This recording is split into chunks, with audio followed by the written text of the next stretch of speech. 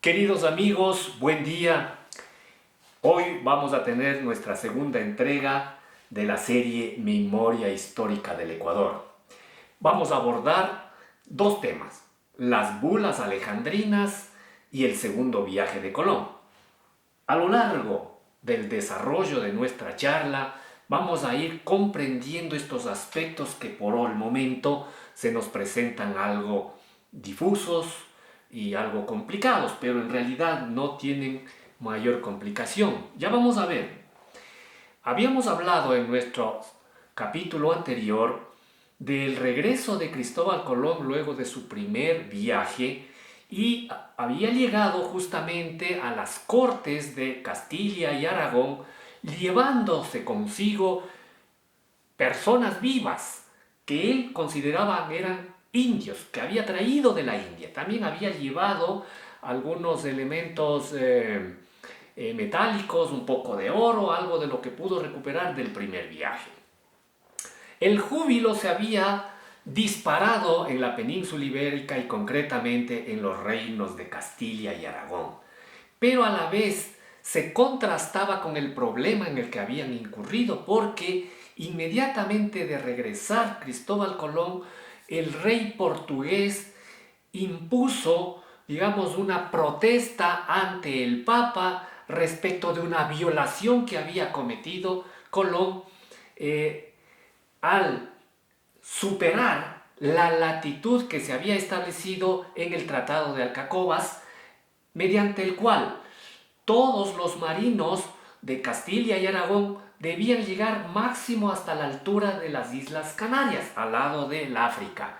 Todo lo que tenía hacia el sur era de alguna forma de propiedad de los portugueses. Y claro, en el primer viaje que hace Colón, tuvo que superar, digamos, esta latitud y todas las islas del Caribe están por debajo de esta latitud. Y entonces presentan esta protesta los monarcas de Portugal. ¿A quién? Al Papa Alejandro VI. Como ustedes saben, queridos amigos, el Papa se constituía en el dueño prácticamente del planeta, era el árbitro que juzgaba todo lo que acontecía en los territorios de este globo terráqueo. Todos acudían a él para que él juzgue realmente, y por eso es que la protesta que hacen es justa de parte de los portugueses.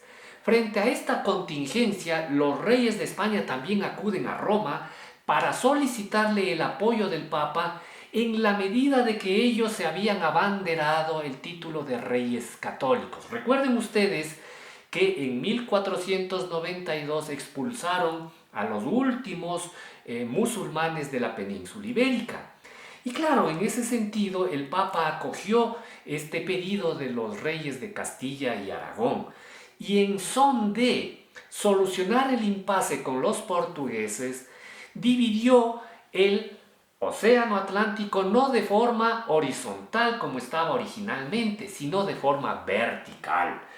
Trazó una línea imaginaria, digamos, por la mitad del Océano Atlántico, otorgando la parte oriental a los portugueses y la parte occidental a los españoles. De esta forma, entonces quedaba subsanado el problema. Los portugueses podían seguir transitando de norte a sur, bordeando el África y llegar a la India tal cual ellos habían usufructuado esa ruta marítima. En cambio, pasado este límite, para allá ya era, digamos, de propiedad de los marineros que iban de los reinos de Castilla y Aragón. Este acuerdo se denominó el famoso Tratado de Tordesillas porque fue firmado justamente en esta ciudad hoy española. Entonces, esto se firma en junio de 1493. Pero el Papa otorga 4 bulas, por eso es que se llaman las famosas bulas alejandrinas, 4 bulas en favor de los reyes de Castilla y Aragón. Concretamente una, la tercera es la que nos concita el mayor interés, la denominada intercaetera. ¿Por qué? Porque esta bula otorgaba propiedad a los reyes de Castilla y Aragón de todas las tierras que ellos descubran a partir de estas expediciones iniciadas por Colón. Pero no solo es que les entregaba, digamos, posesión de las tierras, les entregaba la posesión material de todo lo que encuentren ahí, incluso de las poblaciones.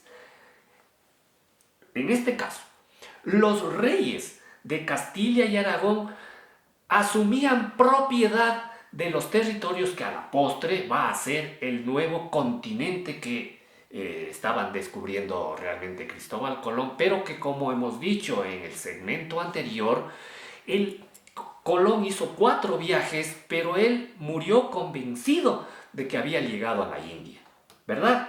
Pues bien, con este acuerdo, entonces, empiezan las tratativas para que Colón empiece a organizar su segundo viaje.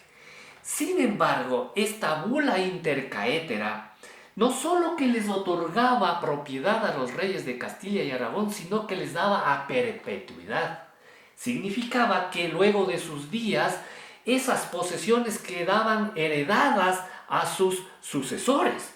En tal caso, esa posesión de la que se hacían objeto los monarcas estaba, digamos, respaldada por el proceso de cristianización que iban a hacer en los indígenas americanos. Esa era la contraparte que ponían, digamos, los monarcas.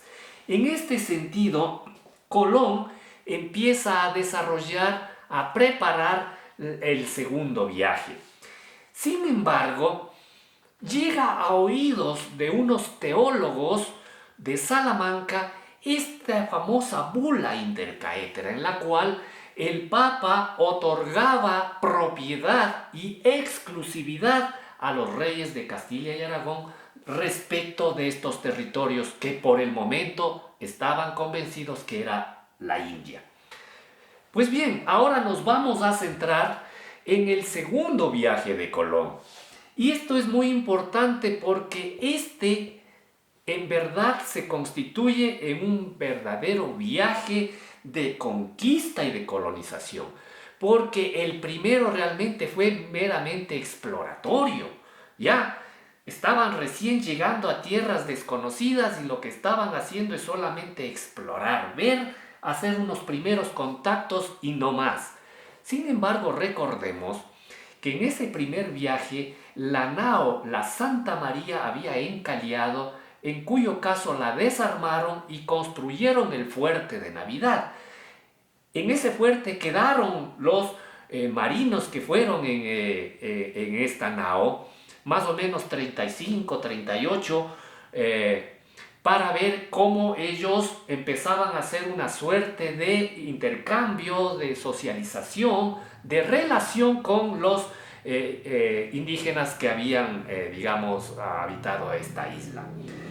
Pero entonces, en el desarrollo de esta planificación, Colón está no solo ahora respaldado ampliamente de los monarcas de los reinos de Castilla y Aragón, sino que se le unen también otros personajes que también, igual que hizo Martín Alonso Pinzón, también van a cotizar, van a poner su dinero, es decir, también van a arriesgar capitales para empezar a implementar esta que va a ser ahora sí el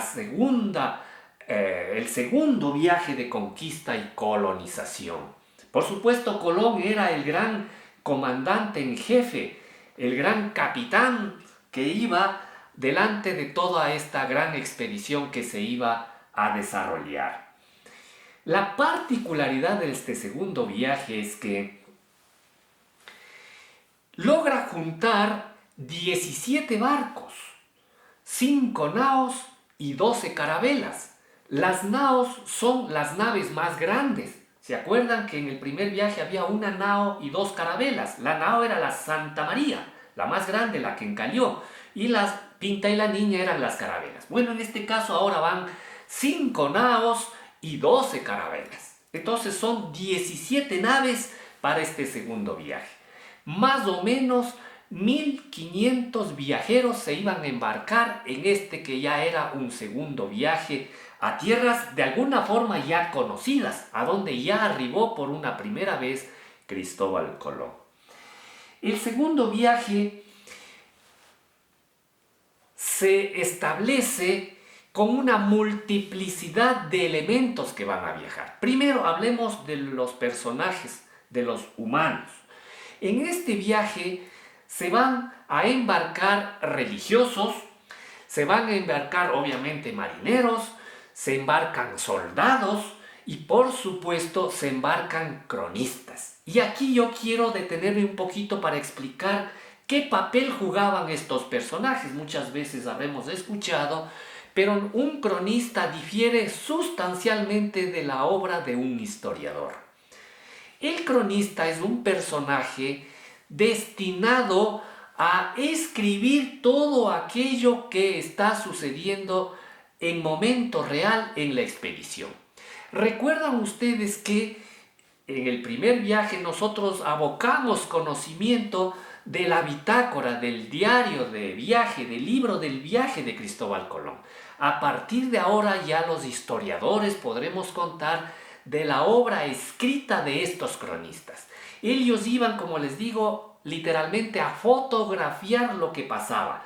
Todo lo que ellos veían tenían que escribirlo. ¿Para qué? Para informar al rey. No había juicio de valor que ellos pongan. Era solamente una mera narrativa de lo que iban viendo y iban testimoniando. Entonces estas son las denominadas crónicas. Entonces, en este primer viaje, como vuelvo y repito, participan ya sacerdotes, vienen soldados, por supuesto marinos, y también vienen cronistas, y también viene un cosmógrafo, es decir, el que va a hacer los mapas. Empieza ya todo un proceso, como decimos, de colonización. ¿Por qué? ¿Cuál es la idea? Toda esta gente ya no va a regresar posiblemente, se va a quedar en esas tierras. Y es por eso que se inscribe un montón de gente. Claro, insisto, no todos cotizan, algunos van precisamente porque son conocedores en estas artes, digamos los sacerdotes, ¿no es cierto? ¿Cuál es su misión? Llegar a territorio para evangelizar a los naturales, a los nativos de la India. Ojo, estamos todavía bajo el criterio de que Colón había llegado a la península hindú. Muy bien. También en esta expedición vienen algunos tipos de animales. Por ejemplo, vienen los primeros caballos. Viene ganado vacuno, toros, vacas, ovejas. También vienen perros. Eso no descarta que en América ya haya existido también algunos animales. Y de hecho eso hablaremos en próximas entregas, porque acá también habían camélidos andinos, perros andinos. De eso hablaremos cuando tratemos justamente de la variación del paisaje que se produce acá en América con la incorporación de estos nuevos animales. Porque, ojo, déjenme decirles también que en este segundo viaje van a viajar o van a llegar de Europa acá a América nuevas semillas, concretamente cereales, cebada y trigo. Entonces, como digo, la incorporación de elementos foráneos, tanto animales como vegetales, va a cambiar el paisaje de América, porque van a tener que estos nuevos elementos convivir con los que ya existían aquí.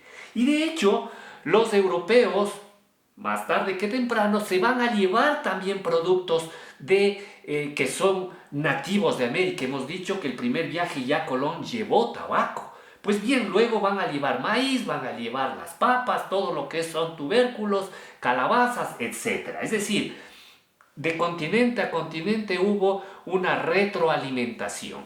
Pues bien, este segundo viaje parte de la península ibérica un 25 de septiembre de 1493.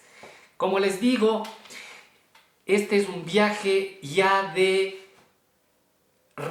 casi no retorno de muchos de aquellos. Y en efecto así se produce. Ya vamos a ver por qué.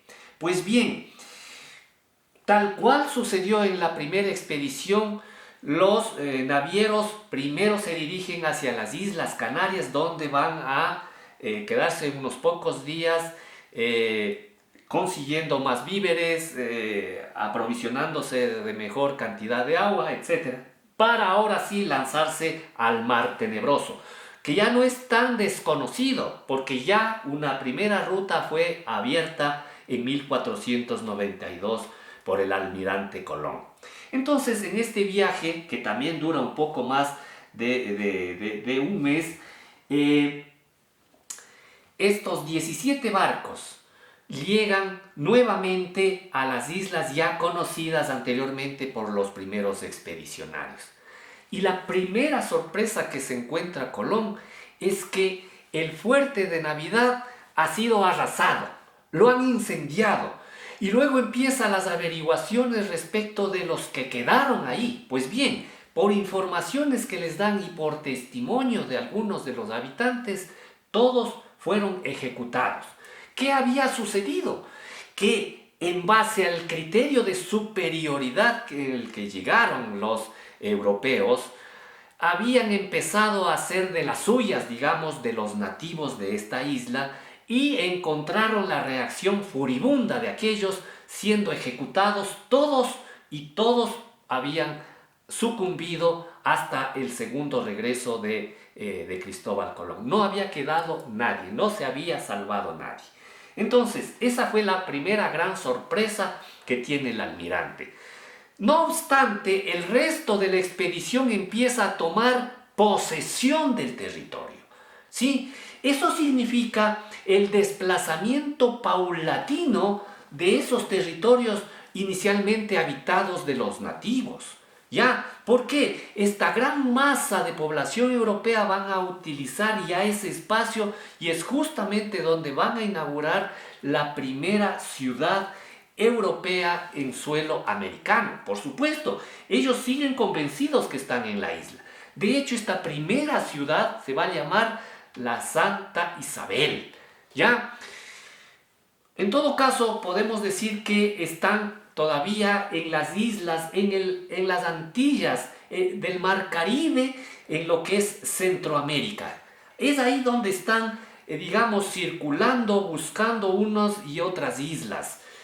Colón, tal cual sucedió en el primer viaje, no va a descansar en su empeño de seguir consiguiendo oro, piedras preciosas, que era lo que más le concitaba el interés, toda vez de que, vuelvo y repito, a semejanza del primer viaje, buscaba recuperar los capitales invertidos. Y así van a ser otros también, y por eso es que se explica a veces la urgencia y a veces hasta la codicia con la cual se imponen frente a los indígenas para conseguir el metal precioso. En una de estas islas Colón, por supuesto que el resto de la expedición está ya ocupando espacios mientras él sigue en exploraciones con otros de los suyos de isla en isla, y encuentra que se ha suscitado un problema entre la comunidad originaria que él encontró en su primer viaje, porque habían tenido una guerra en el espacio que Colón regresó a Europa con otros nativos, y por eso es que también había muertos de ese lado. Entonces este jefe indígena que ya le conocía a Colón le entrega una caja revestida de oro con algunos elementos de oro para que le favorezca en el sentido de vengar el sacrilegio que habían hecho con su comunidad los de la comunidad vecina. Y claro, en ese proceso Colón ya se inmiscuye en la medida de que utilizan con sus arcabuceros armas de fuego. Como ya llegan caballos, empiezan a imponer, digamos, la presencia de este animal que para los nativos era algo fascinante, algo misterioso, nunca antes visto. ¿Por qué les digo esto? Porque cuando no habían tenido los nativos imagen como la que empiezan a ver, eso les causó un gran pavor. Saber que dos seres vivos se juntaban. Claro, el caballo era, digamos, cabalgado por el jinete. Para ellos era como que había una juntura y luego se separaban. Es que eso era una cosa que no había sucedido en sus vidas. Entonces eso les causó una conmoción. Y eso permitió que, digamos, los arcabuceros de Colón vengan, digamos, la masacre que había sufrido esta comunidad y se inmiscuye, como digo, ya en este proceso de exterminio violento mediante armas de fuego de las comunidades nativas. Ahí empieza el exterminio. Como ustedes pueden ver, el uso de armas de fuego distaba mucho de las armas que disponían los nativos y por eso es que eran, digamos, superiores en el proceso de una guerra. Ya vamos a ver cómo es que con el tiempo las huestes de Colón y otros expedicionarios que luego vendrán, y por ejemplo el famoso Hernán Cortés cuando empieza su famosa conquista del gran imperio de Moctezuma, ¿no es cierto? El gran imperio azteca. Solamente por hacer mención, lo que es hoy Centroamérica, o concretamente lo que es México, estaba el gran imperio azteca, y lo que es Centroamérica, un poco más hacia el sur, el gran imperio maya. Totalmente desconocido para aquellos años de finales del siglo XV, era el otro gran imperio que florecía en Sudamérica, los incas. Bueno, vamos a acercarnos a los incas. Hemos de dejar de lado intencionalmente a aztecas y mayas porque eso es motivo para otros estudios. Nosotros habremos de seguir nuestro hilo conductor para que nos direccione justamente a Sudamérica para encontrar este gran imperio de los incas y adentrarnos después en la historia de lo que hoy es nuestro Ecuador. Que ese es el objetivo de estas entregas, queridos amigos. Así es que, como les digo, en este segundo viaje de Colón ya llegó toda esta masa humana a poblar este territorio, a empezar a trazar las calles, a armar al modelo danero, que significa trazar calles de forma longitudinal y transversal, tal cual las tenían en Europa, y de esa manera empieza a imponerse culturalmente esta legión de expedicionarios que llegan en 1493 acá a las islas del Caribe. Entonces es así como van a ir apareciendo las primeras ciudades coloniales. ¿Por qué? Porque lo que habían inaugurado a partir de ahí son colonias dependientes de la metrópoli, dependiente de los reyes de Castilla y Aragón. Como hemos dicho, y si recordamos las capitulaciones de Santa Fe, en este caso, ¿cuál es el primer virrey? Colón, porque eso era lo que habían firmado, ¿no es cierto? Pero claro, Colón está más bien encargado de seguir explorando, buscando oro y todo, pero había llevado a su hermano. Y él es el que realmente va a quedar de gobernador de estas primeras ciudades, el que va a empezar a organizar al modelo europeo la implantación de estas nuevas ciudades, pero ahora sí ya en territorio hindú, según el criterio de ellos. Lo que ellos no sabían es que están en las islas del Mar Caribe, en Cuba, en Jamaica, hoy lo que es Puerto Rico, ahí estructurando esta fase que ahora ya la denominamos de colonización. Como ustedes comprenderán, queridos amigos, hasta el momento no he hablado nunca de descubrimiento. ¿Por qué? Porque estamos comprobando que lo que sucedió es que estas huestes europeas llegaron a territorios ya habitados. Ya habían sido descubiertos miles de años de atrás, usufructuaron sus tierras y se habían creado verdaderos imperios, que es lo que ellos van a descubrir ya en los primeros años del siglo XVI. Entonces, lo interesante de este segundo viaje es que a partir de 1493 va a haber ya no el encuentro de dos sociedades humanas como ya sucedió en 1492. Va a haber el encuentro de nuevas especies animales y vegetales. Vamos a ver cómo en este proceso cambian los paisajes abruptamente. También va a cambiar el sistema porque los sistemas que traen los europeos de producción agrícola difieren muchísimo de los que, manejaban los nativos americanos. El uso también de la fuerza animal, justamente para motivos de producción agrícola. Pues bien, en este periplo, Colón y sus huestes se pasan 3 años, ¿no? Se pasan 3 años explorando, ocupando espacios y todo eso, y también hay que regresar a dar informes de lo que está sucediendo. Eso se produce el 10 de marzo de 1496, 3 años después. Pero ojo, van a regresar apenas 2 carabelas. Apenas 2. La Niña, que es, digamos, de las pioneras que viajaron en la primera expedición, y la India.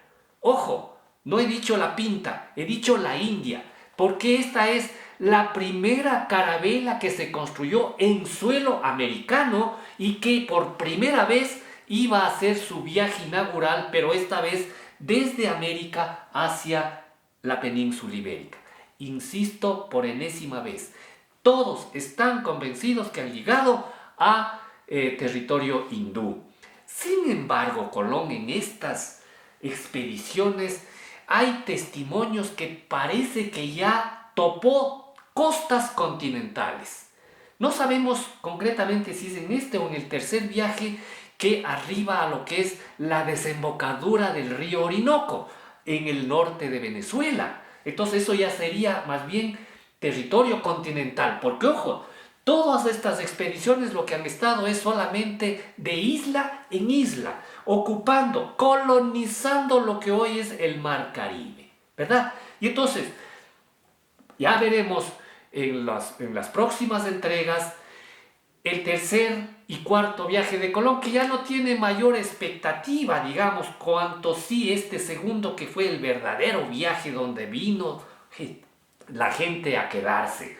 Por supuesto que en las próximas expediciones vendrán también gente, pero vendrán también otros expedicionarios con títulos y prebendas otorgadas por los reyes, por lo cual ya Colón no será el único jefe de expedición, el único declarado gobernador de estas tierras. Y entonces, como todo está por descubrirse, habrán otros gobernadores en otros espacios, y de hecho Colón también a inicios del siglo XVI también fallece, y entonces claro, todo queda abierto para que los monarcas sigan otorgando permisos para futuras expediciones, y a partir de eso la colonización primero de todo el Mar Caribe y luego ya en territorio todo lo que es Centroamérica, concretamente lo que hoy son las naciones de México, Panamá, Nicaragua, Guatemala, El Salvador, etcétera, etcétera.